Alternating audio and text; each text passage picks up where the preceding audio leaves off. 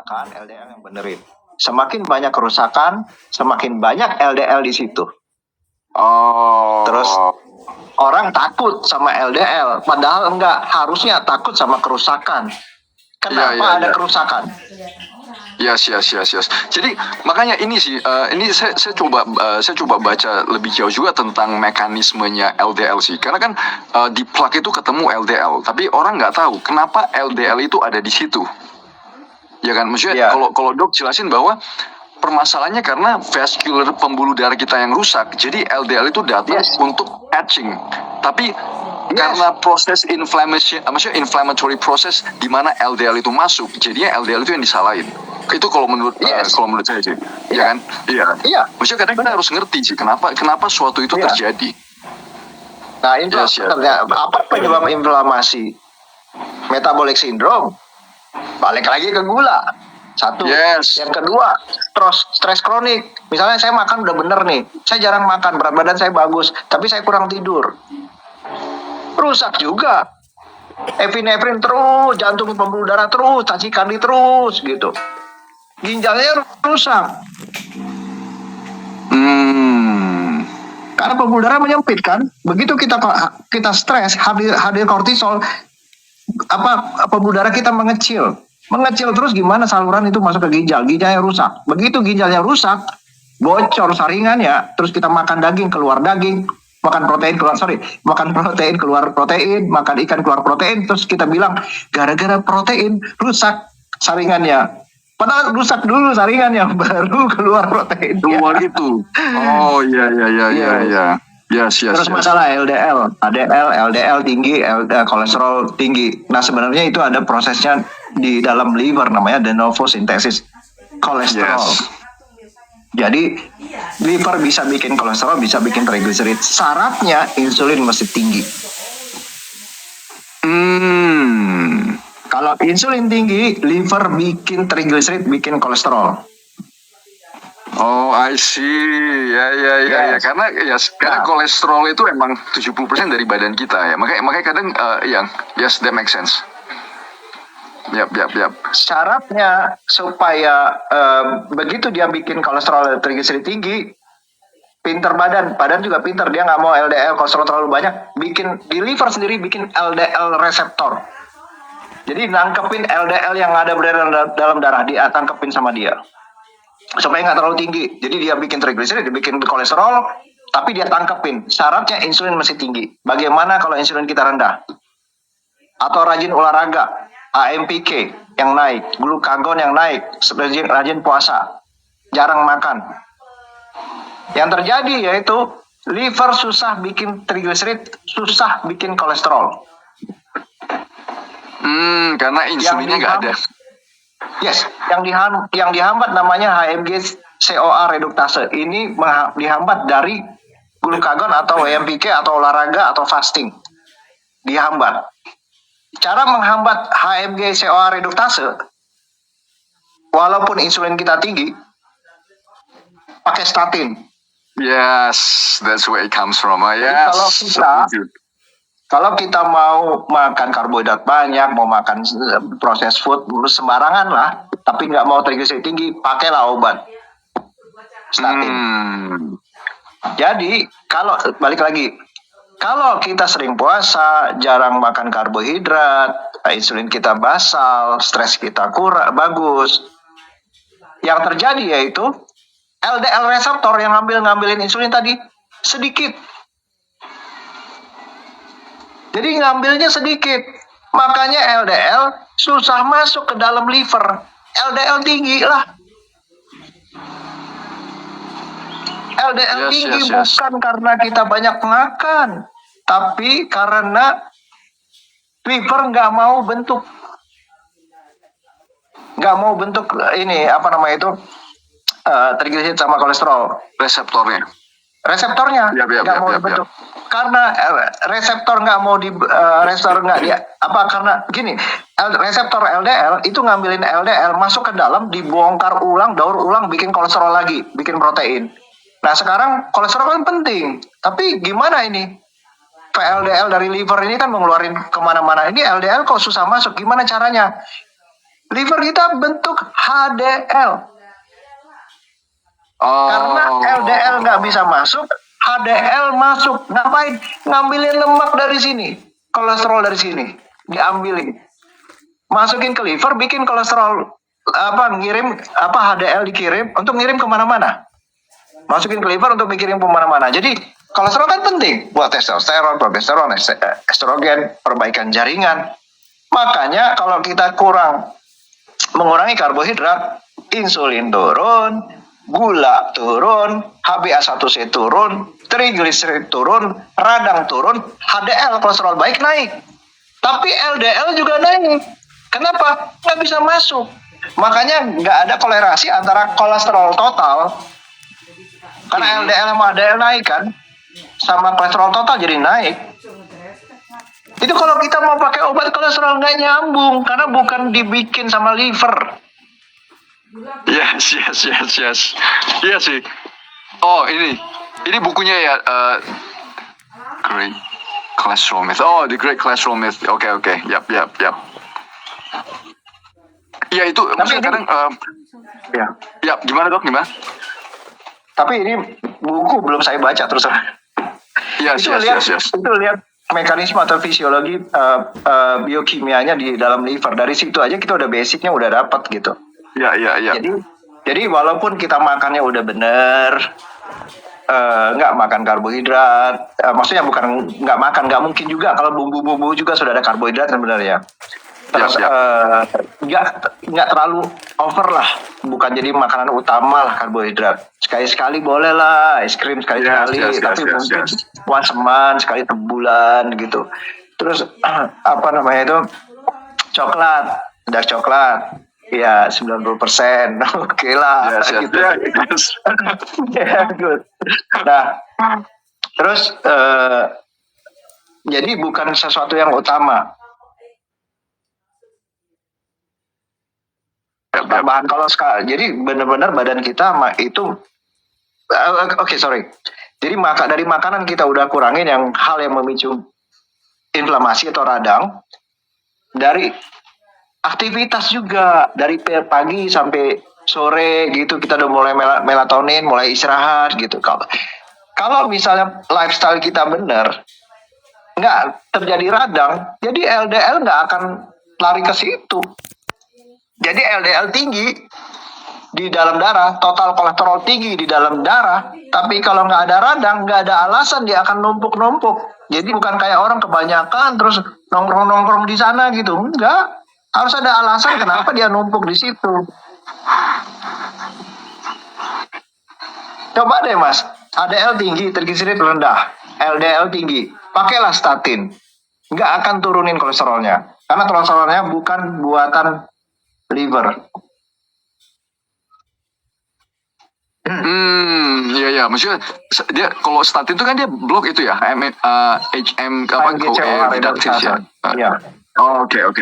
Yes.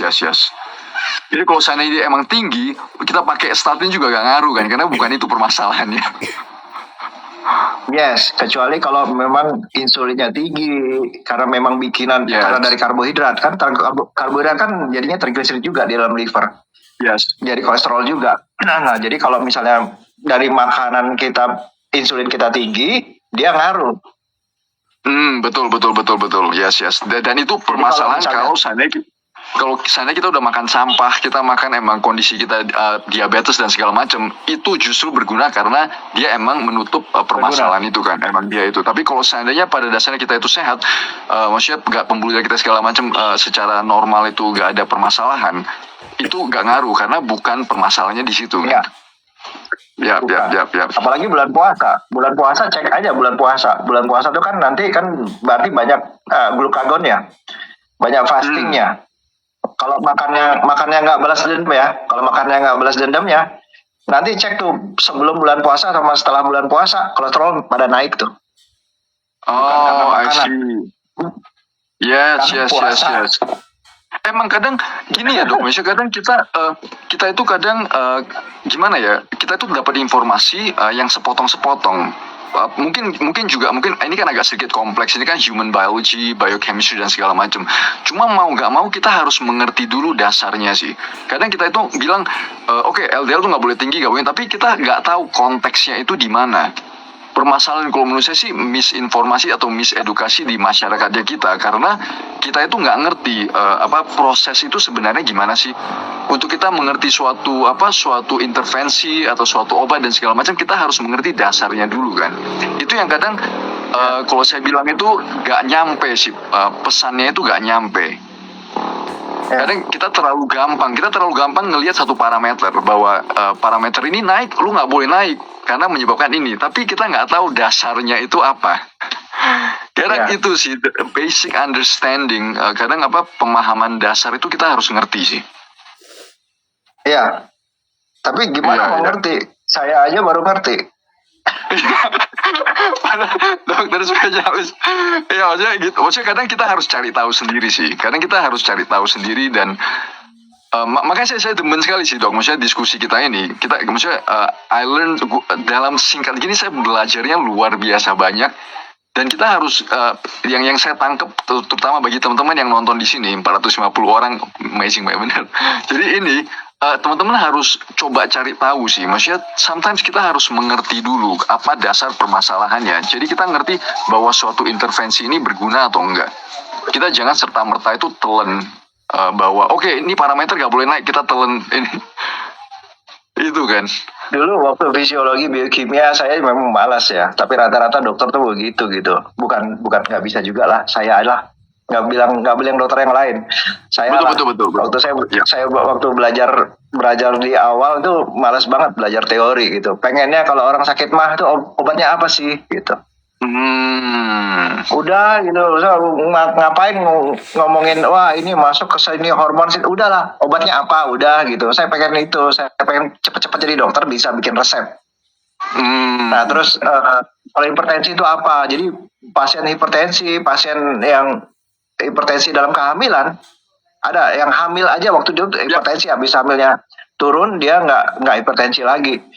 Itu kenapa sih disuruh tidur? Saya pikir gitu, dikasih obat tidur. Kenapa nggak dikasih obat yang keren bisa nurunkan tensi? Kenapa harus tidur gitu loh? Saya juga berpikir dulu seperti itu gitu loh, pengen yang keren gitu loh. Padahal kita kalau balik lagi ke basic, kita harus kalau bisa bukan kedokteran ya, kita mengetahui preventif, pencegahan daripada pengobatan. Saya merasakan percuma punya asuransi yang banyak sekali. Begitu di COVID, itu COVID nggak mau terima rumah sakit nggak mau terima orang COVID di VVIP, nggak mau masuk ke sana. Iya. Jadi saya pikir ya bagus, asuransi bagus. Tapi tanggung jawabnya bukan dari asuransi, bukan dari dokter, dari diri sendiri. Kita masih belajar. Dokter nggak salah ngasih. Jadi artinya dari dalam sendiri kita bisa mengobati, dari dalam sendiri, dari luar dibantu sama dokter supaya lebih cepat. Yap. Iya, tapi belajar kesehatan diri sendiri. Harus dari diri sendiri. Tanggung jawab diri sendiri. Iya. Orang dokternya juga sakit kok. Iya betul. Ya. Itu juga maksudnya ini bukan saya bukan ini saya selalu bilang sih, maksudnya kadang kita harus punya skill juga, life skill itu dalam memilih siapa dokter keluarga kita sih. Kadang kita harus lihat, maksudnya emang kadang saya kadang dituduh sebagai body shaming ya. Body shaming, tapi kita harus ngelihat kan orang yang kasih advice, nasihat ke kita, apakah dia menjalankan itu loh. Jangan sampai kan kita ngelihat kalau seandainya makanya saya selalu bilang lu coba cari dokter yang nge-gym lah, yang olahraga. Jadi at least selain dia kasih lu resep, dia bisa ajarin kita itu pola hidup dan pola makan supaya menjadi lebih baik. Itu sih saya selalu ngomong. Ini ada yang tanya, ini sebenarnya COVID konspirasi nggak ya, katanya gitu. Oh ya ini. Nah gimana? Saya mau ngomong sebenarnya saya nggak tahu, saya nggak spesifik ke situ. Tapi yes. apa sih di dunia ini yang buruannya sekarang?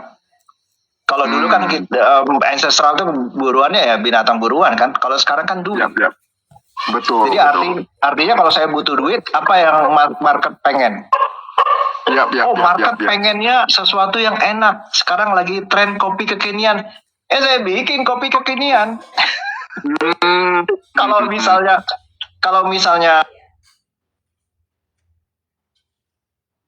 terus orang jadi diabetes, salah siapa yang beli? Bukan saya.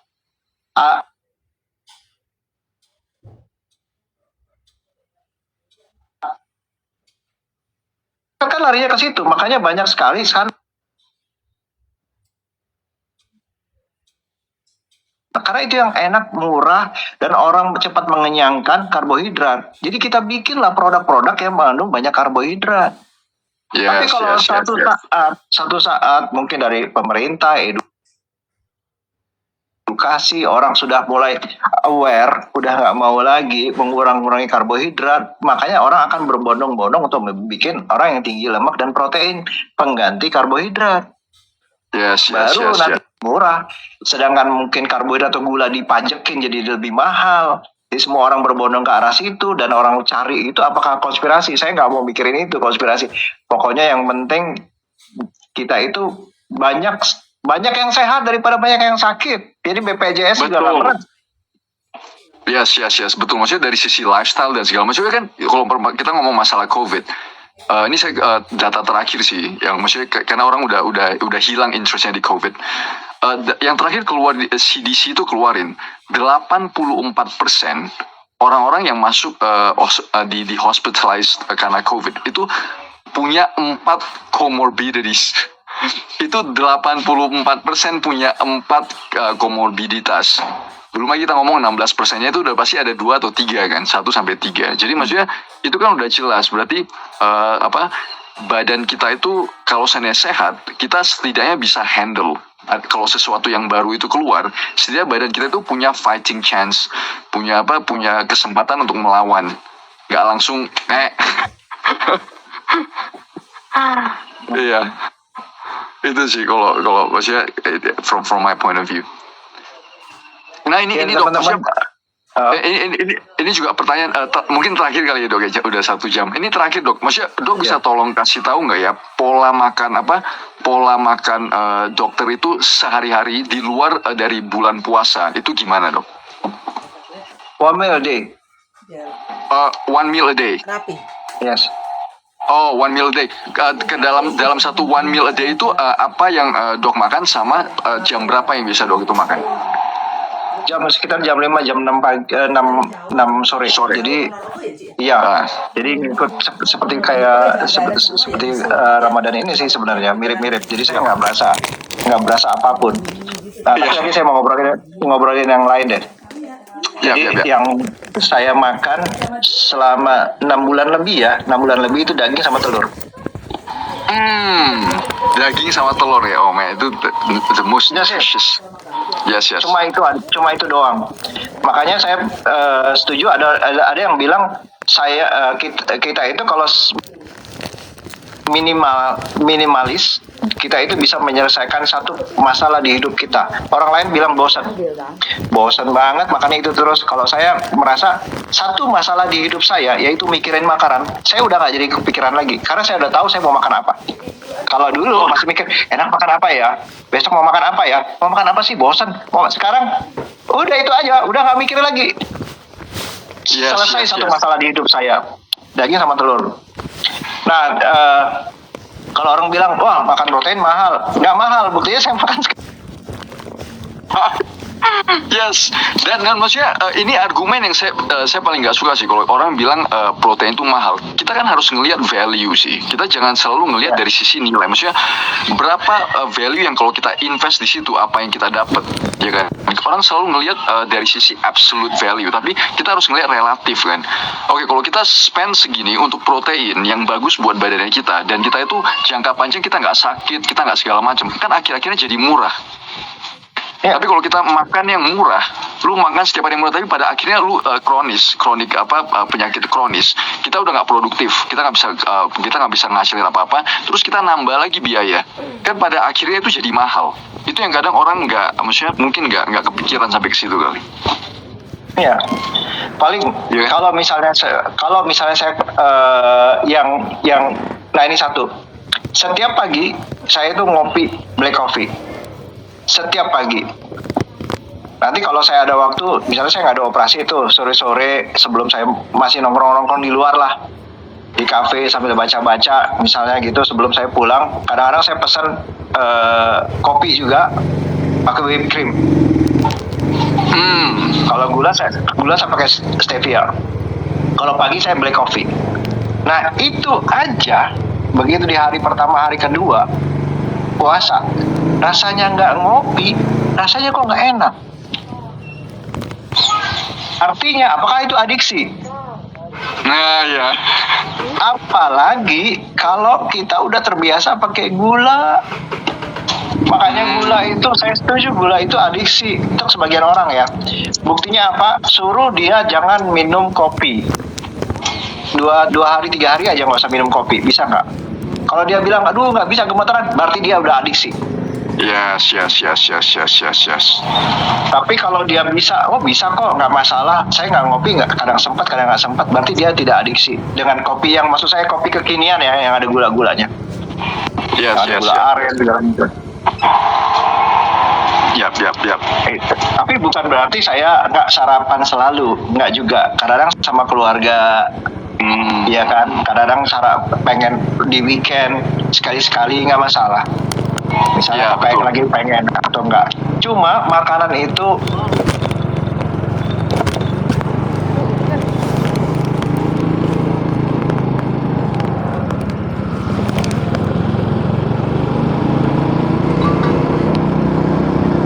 ya betul. Yang penting kita itu fleksibel, bukan fleksibel berarti kebablasan. Tapi kita harus mikirin kualitas makanan yang kita makan. Maksudnya kalau kita punya rutin, kita sebisa mungkin kita stick with the routine. Tapi kalau ada perlu fleksibilitas ya, for me ya. Tapi yang penting tetap fokus ke makan kualitas makanan sih. Yes, I think that's the important point. Thank you so much, Dok. Gimana Bang makannya? Gimana? Abang gimana makannya? Oh, kalau saya sih gini. Saya sih pagi, siang, malam saya tetap makan. Kalau pagi itu sekitar jam 7 saya makan 2 telur. Pasti harus ada 2 atau 3 telur. Terus biasanya saya makan 2-3 sendok carbs. Terus sayur sama buah. Itu sih. Kenapa saya makan carbs sama buah-buahan di pagi? Karena begitu saya nanti jam 9-10 saya udah mulai olahraga sih. Karena kalau saya berasa, saya udah pernah tes carnivore, saya udah pernah tes juga ketogenic. Permasalahannya kualitas olahraga saya turun. Jadi kadang saya butuh, kadang bisa chin up, pull up itu bisa 12-13 kali satu set. Tiba-tiba kalau saya nggak ada carb, agak drop kualitas olahraga. Jadi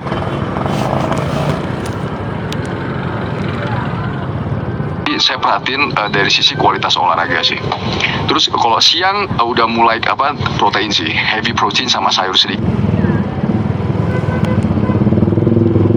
Malam juga sama, heavy protein sama sayur sedikit. Makan malam terakhir di jam 4.30 kalau saya bisa, 4.30 sampai jam 5 sore itu terakhir. That's it, my last meal. Iya, tapi yang saya ngelihat itu adalah kualitas olahraga. Saya juga perhatiin itu sih. Hati-hati kolesterol. Iya betul. Kolesterol. Yes. Maksudnya kadang ini saya juga gini sih, Dok. Maksudnya kadang saya coba ngelihat dari subjektivitas. Kadang kita itu disalahin. Maksudnya saya coba belajar untuk lebih peka ke badannya saya. Saya tuh kan kita kadang terlalu ngelihat angka-angka kan. Kita cek darah segala macam, kita ngeliat angka, tapi saya coba perhatiin juga lebih peka ke badan. Jadi saya coba belajar kalau seandainya ini saya lagi udah mulai flu nih, saya tahu ini bakalan flu parah atau saya bakalan besoknya udah lewat. Jadi I try to coba gauge dari sisi subjektifnya saya juga sih.